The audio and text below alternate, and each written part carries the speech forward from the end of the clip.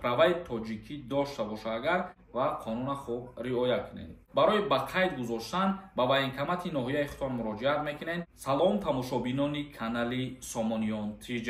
як информатсияи нав пешкаши шумо мегардонем. ҳатман лайк монед, бо диққат то охирша гӯш кунед.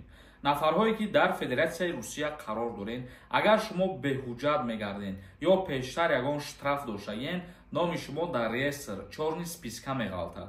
номери WhatsApp мебирояд, бинависонед, проверка мекунад ки номи шумо дар реестр ҳаст ё ин ки не. номтон дар инҷа боша, депортатсия мекунанд.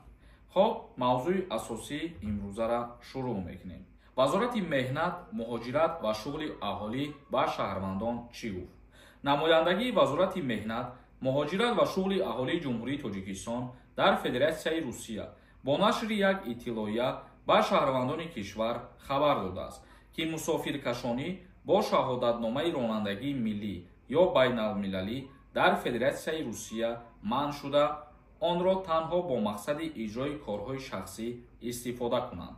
یعنی که هر یک نفری که در فدراسیای روسیه قرار دارد پروای تاجیکی داشته باشه، اگر تنها برای ماشینی که برای کارهای شخصی خودش حی میکنه همون اجازه داده می شود. دیگر پروای تاجیکی یا پروای بین المللی در یگان چی به کار نمی بیاید. باید که پروای روسیایی حتما داشته باشه. قاعده نو از روز 1 اپریل سال جاری مورد عمل قرار گرفت. طبق قرار مهلتی که با صاحبان دو شناسنامه روسیه و کشور دیگر و خارجیان صاحب اجازتنامه زیست موقتی یعنی که وید на жительство برای عوض شهادتنامه رانندگی داده شده بود 1 اپریل سال 2025 به پایان رسید. یعنی نفرهایی که وید на жительство گرفتگی‌اند یا نفرهایی که двойной гражданин هستند به همین نفرها تعلق دارد. اگر شهروندان در روسیه حجت رانندگی کشور خارجی را استفاده کنند، بر ضدشان در اساس کودکس حقوق ویرانکنی مأموری این کشور سند ترتیب داده شده جریمه می شوند. یعنی پروهای تاجیکی را از اینجا پس وقتی که استفاده میبرند سند ترتیب میتیند. در عملیات ها در ریدهایی که میکنند مخصوص برای پروا وقتی که دستگیر میکنند شما با پروای تاجیکی کار و فعالیت کرده هستند ادمنستراتیو правонарушение میشود. یعنی که جوابگری مأموری جریمه تعیین میکنند. مقدار جریمهش چقدر یه چیز گفته شدگی نیست برادران عزیز و همین خاطر با احتیاط باشین و قانون خوب رعایت کنید.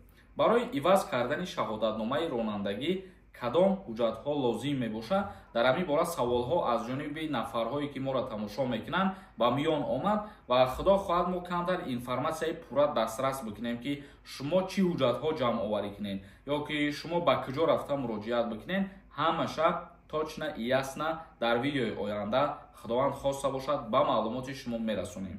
видеоҳои моро пайгирӣ кунед. комментарияҳоро мехонем ба саволҳо ҷавоб мегардонем. границаи қазоқистон хоҳем сафар кунед, номерошон мебирояд, занг занед, граница мебаранд. баҳодур нависонда: салом акаи сорбон, правара дар куҷо алиш кунем бояд? мо чӣ хеле ки гуфтем дар ин масъала видеои ояндада пурратар мефаҳмонем, интизор бошем. як нафари дигар нависонда: салом акаи сорбон, як писар ба хизмат даъват мешавад, чӣ кор кунем бояд? нафарҳое ки як фарзанд мебошен аз даъваткунӣ ба хизмати ҳарбӣ озод ҳастед, барои ба қайд гузоштан ба военкомати ноҳияи худтон муроҷиат мекунед, худтона дар қайд мегузоред. як нафари дигар нависонда: салом акаи сорбон, мегуфтем ки ҳозир дар аэропортҳо рейдҳо бошанд ё ки не, мешавад ранги пештара гузашта мешавад, бигем вобаста аз тақдиртон тақдиртон ки баландӣ кард Россия медроем. ҳозир бисёри нафарҳоро бе ягон причинарам аз Россия берун кардесиянд. як нафари дигар нависонда: салом акаи сорбон, дар бораи патентҳо камтар мефаҳмондем.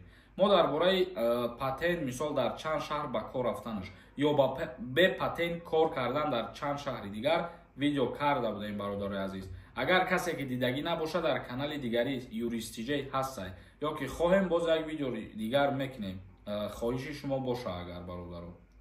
як нафари дигар нависонда: салом акаи сорбон, мешавад ки бе сертификат бе донистани забони русӣ барои патент биспорем?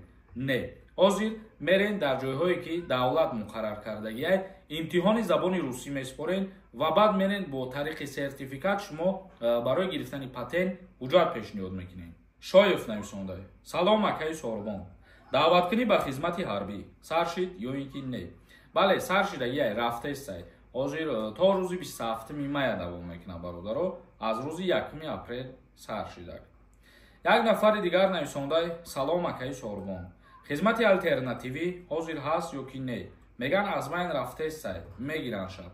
Не бародари азиз. Дар бораи аз байн бурдани хизмати алтернативӣ ягон информатсия нестай, чӣ хеле ки буд ҳамун хеле. Дар муддати 1 моҳ бо пардохт кардани маблағ шумо метавонед ҳамин ҳуҷҷата дастрас бикунед.